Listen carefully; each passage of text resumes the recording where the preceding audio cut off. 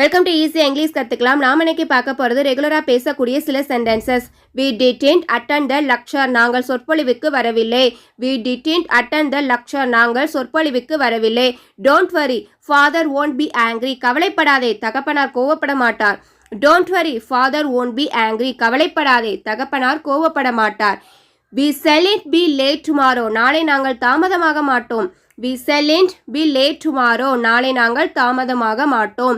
You mustn't drive the footpath, நீ நடைபாதை மேல் காரை ஓட்டக்கூடாது.